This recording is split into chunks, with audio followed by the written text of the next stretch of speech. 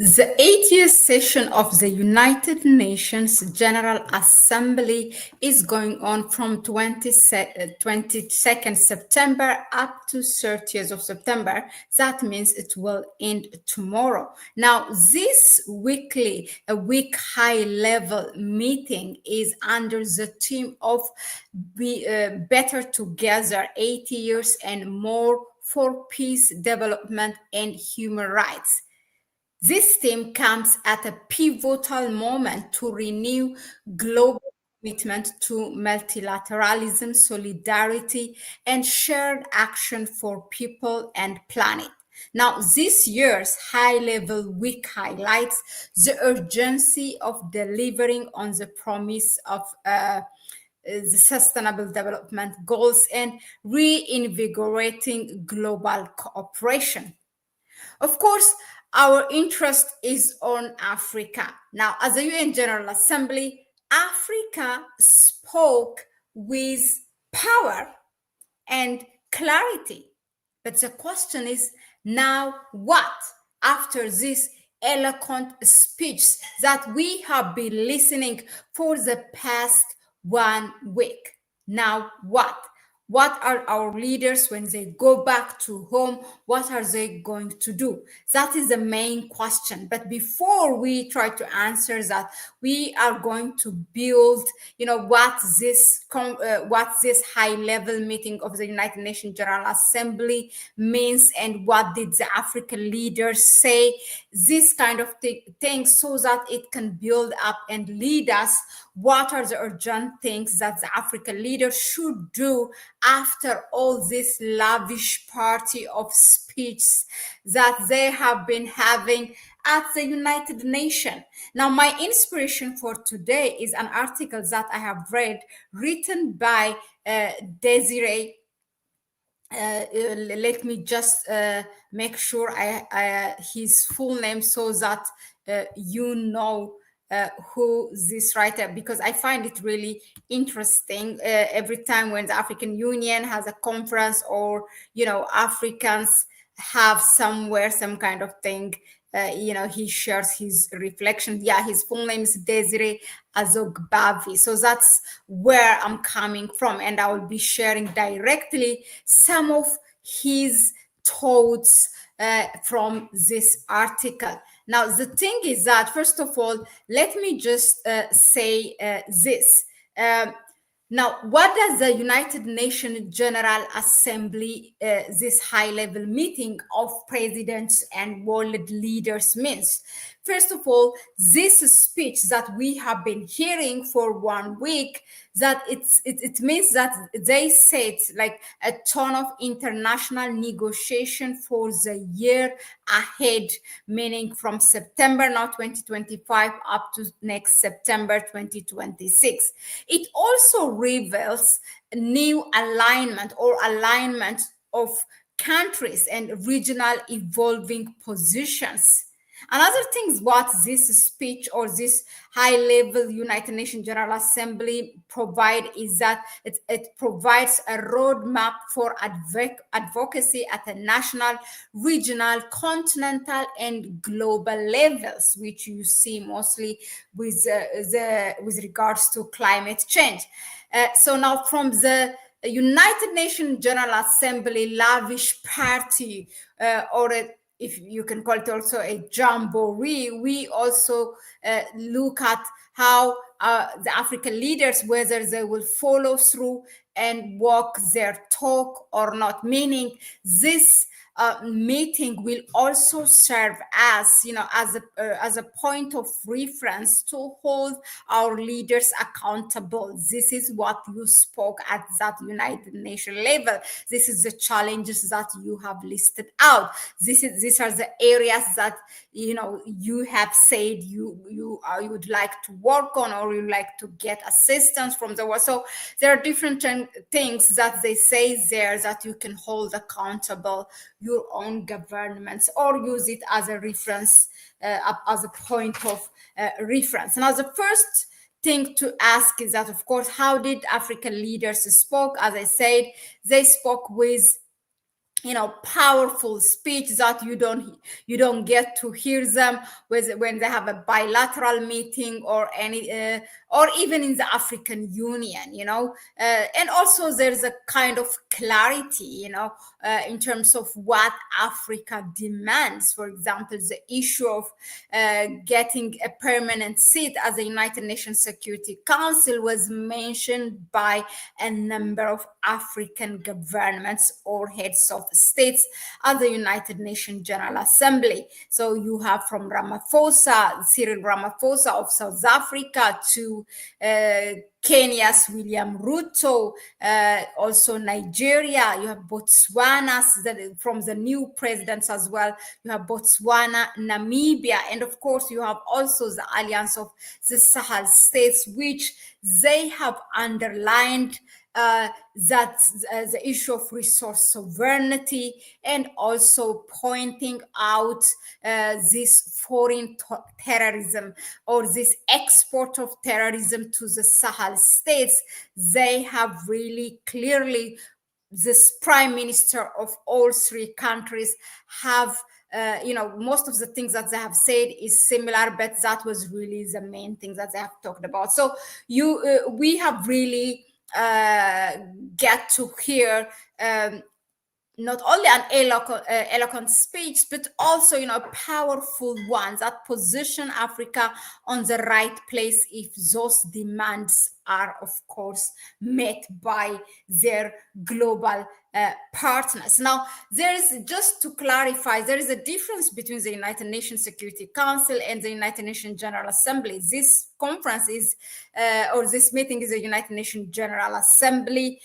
Now, what the difference is that, of course, the United Nations Security Council, it's where power is held by only 5 powerful countries in the world.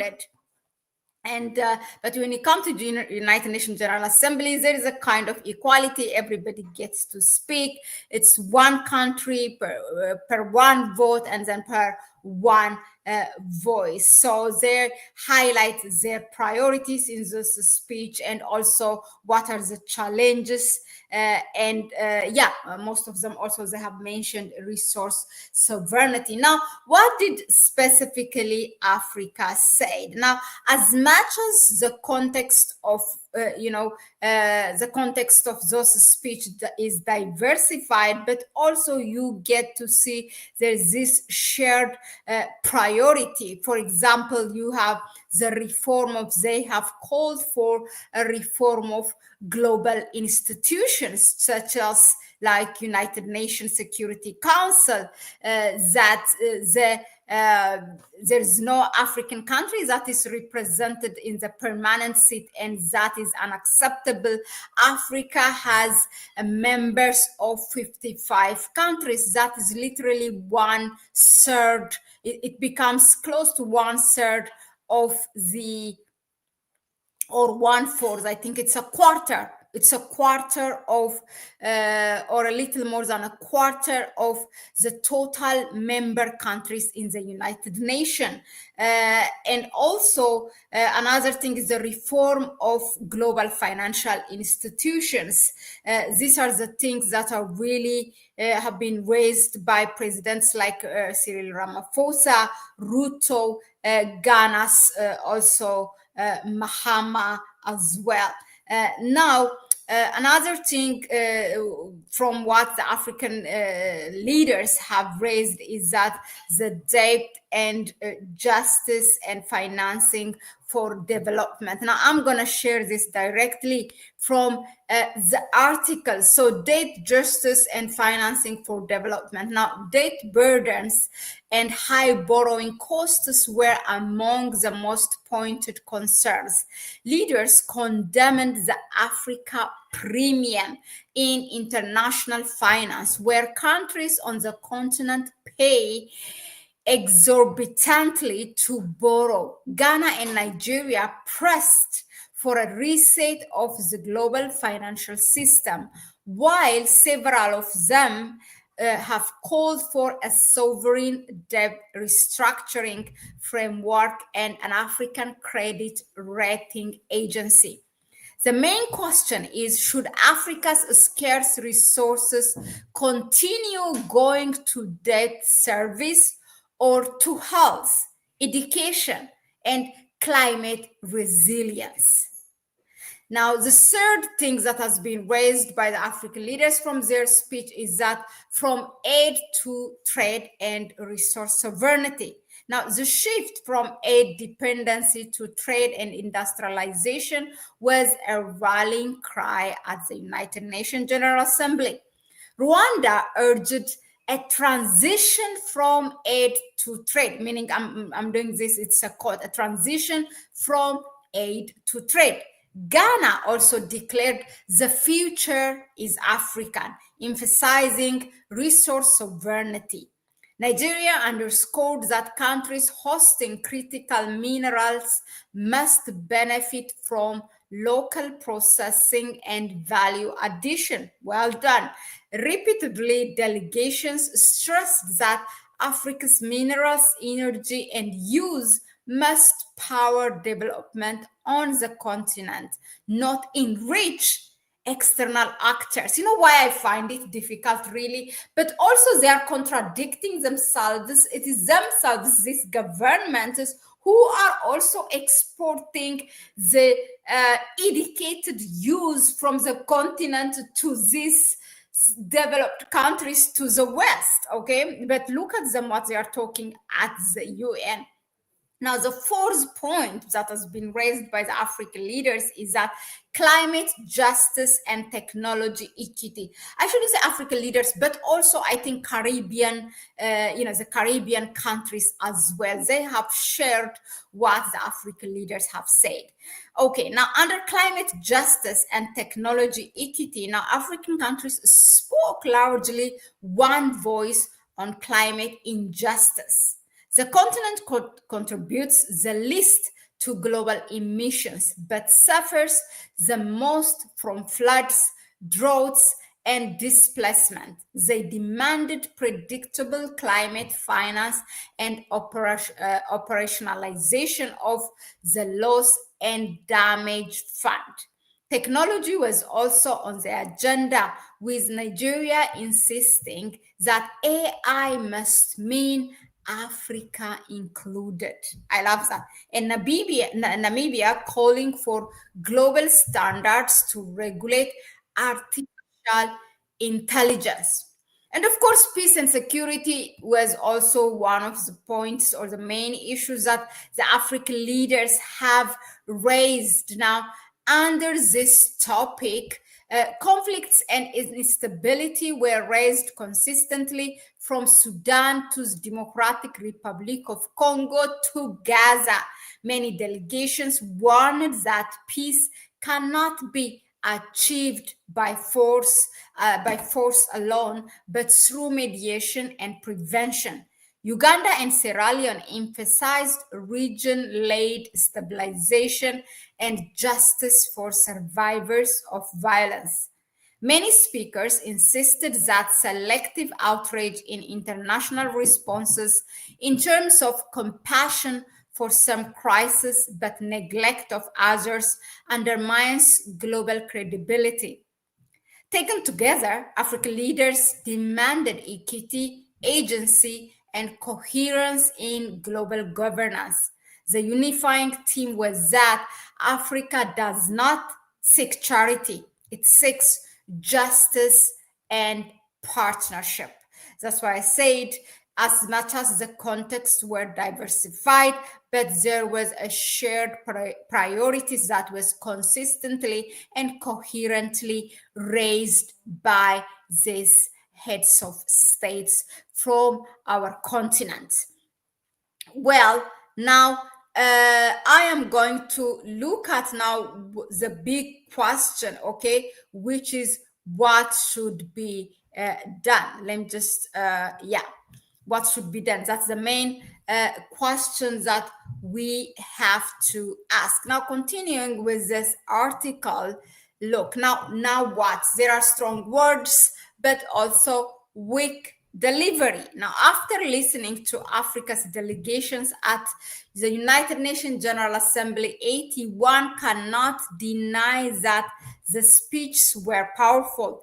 African leaders spoke with confidence, demanding reforms, calling for debt justice, and insisting that Africa's future must be written by Africans themselves. There was more agency in their tone than in previous years if we compare it. So now, what are those things that needs to be done? I would outline it for you. Look, now, there's also an uncomfortable question, okay, which is you can also ask it the other way. Are these leaders truly doing their part to make life easier for the 1.4 billion Africans they represent? Now, it's one thing to speak eloquently in New York, but another to govern effectively. The paradox of African leadership is that our presidents often sound radical abroad, but revert to business as usual at home. They demand reform of the international system, yet many preside over outdated, old school, undemocratic, and unaccountable domestic systems. They call for justice on the world stage while maintaining injustice within their borders. And this is the heart of the frustration voiced by many observers and citizens in the continent. We want to see bankable blueprints to transform minerals into wealth, use into innovators, and land into food security. Now, leadership is not about eloquence, it's about delivery. For Africa's more than 1.4 billion people, true leadership means the following. Number one, and also these are the things that they need to do upon their return: transforming resources into wealth, not just declaring sovereignty over critical minerals, but leveraging strategic partnership and setting up serious regional coalition to build the refineries, plants, and industries that create jobs and capture value. Number two, reframing the narrative, flipping the story from aid dependency to investment opportunity, and from poverty hotspot to geopolitical powerhouse. Number three, implementing regional coherence. That means ensuring that what is said at the UN General Assembly fits into the African Union, the ECOWAS, that is the Economic Community of Western African, the Economic Community of Western African Community, and then SADC, which is the South African Development Community, and the Eastern African Community, and other regional blocs. Okay, this has to be translated to their regional blocs, and on the bigger picture also to the African Union. These decisions and national policies.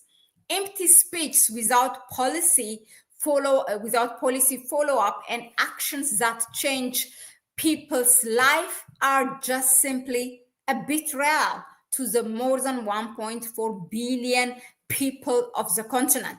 Now, number four, what these African heads of states should do is that centering people's lives, all development and other programs should revolve around people's lives. What does this mean? Making healthcare, education, food security, and jobs the non-negotiable priorities of governance. Global advocacy must connect back to local realities. Now, we must be brutally honest. The mediocrity of leadership is Africa's biggest obstacle today. No amount of aid or concessional loan can help the continent move ahead if governance system has not changed. Yes, debt and global injustice are real constraints, but corruption, weak governance, and lack of vision within Africa are equally to blame. Until African leaders take responsibility, the cycle of dependency will persist. Well, we do have three countries who are going that direction, which is the Alliance of the Sahel States, Burkina Faso, Mali, and Niger. Now, the voices at the Unga, or the United Nations General Assembly, 8 years high-level meeting were strong, probably stronger than before, but words are not enough. Africa must move from rhetoric to results, from petty politics to power politics, from dependency to agency. The measure of leadership is not how passionately one speaks in New York, but how effectively one delivers at home. Until our presidents transform their declarations into bankable blueprints that change the lives of ordinary Africans, they will remain eloquent on the global stage but irrelevant in the lives of their people. The world is at an inflection point, and Africa is central to its future. By 2050, a quarter of humanity will be African, and the continent's critical minerals, renewable energy, and useful population will shape the global economy. The question is whether Africa will arrive at that future as a rule maker or just remain sidelined as a rule taker, just like the old days when we were colonized. Now, the answer lies in African leadership's ability to walk the talk, to move from vision to responsibility. The challenge before Africa's leaders is simple but profound. Stop begging and just start leading. I thank you, Desiree Azogbafi, for sharing his reflection because I couldn't agree more. But also, I would like to comment, in my opinion, the Alliance of the Sahel States, who have shown such leadership and who are moving on that direction in a way that we want our leaders to move after addressing and after their eloquent speech in New York. This has been really the life of the Sahel states in the past 3 years as they fight. As they continue to fight against terrorism, which is a sponsored terrorism as well. Now, that is what I wanted to share with regards to the United Nations General Assembly and what now for Africa after their powerful speech at the United Nations. It's time to move on from petty politics to power politics. We need to stop begging and start leading, in the words of the writer. Thank you very much for tuning in. That was it for now. And please share your comments, your questions, what you want to see, which African leaders stood out for you in terms of what they have laid out in their speech at the United Nations, what changed, what you want them to do back home. Please share all those in the comment section. For now, I would like to say bye, and I will see you on the next one.